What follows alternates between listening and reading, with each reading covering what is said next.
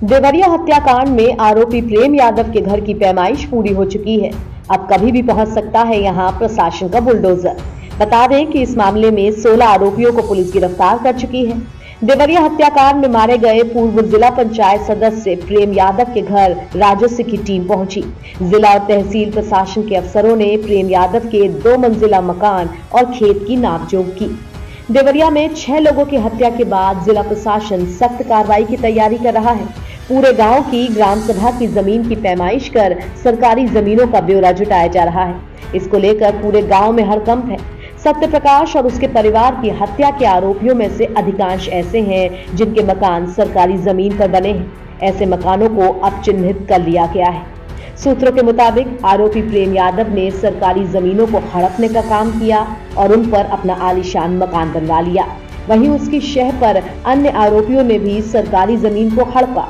अब लहजा गांव के सर्वे में राजस्व टीम को इन जमीनों के बारे में अहम जानकारियां मिली हैं। मुकदमे में नामजद 27 में से आधे से अधिक आरोपी ऐसे हैं जिनके मकान सरकारी जमीन पर बनाए गए हैं। इन सब को लेकर अब प्रशासन सख्ती के मूड में दिख रहा है।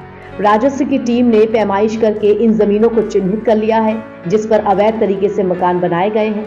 आगे आने वाले समय में सरकारी जमीनों को खाली कराने की तैयारी है। उम्मीद है कि इसी सप्ताह के भीतर कई मकानों पर बुलडोजर चलने की कार्रवाई हो सकती है ताकि फिर कोई सरकारी जमीन कब्जाने की हिम्मत न करे।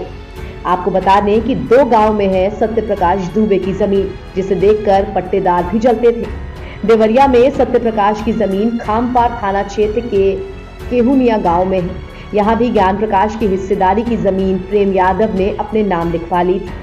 इतना ही नहीं, सत्य प्रकाश की जमीन पर अन्य पट्टेदारों की भी नजर थी। आरोप है कि घटना के दिन वो भी प्रेम यादव के साथ सत्य प्रकाश दुबे से मिलने आए थे। देवरिया के पूरे प्रकरण में कुछ पुलिसकर्मियों की लापरवाही भी सामने आ रही है।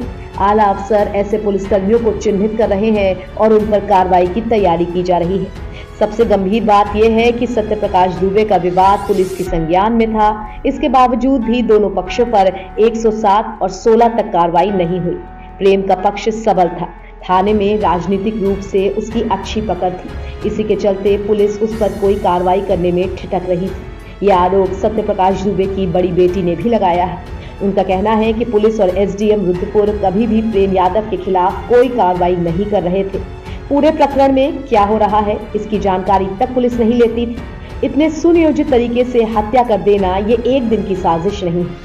अब इस मामले को लेकर एसपी भी काफी गंभीर है। मामले पर जांच बिठाई गई है। अगर थाना स्तर से कोई दोषी पाया गया तो उसके खिलाफ भी कार्रवाई की जाएगी।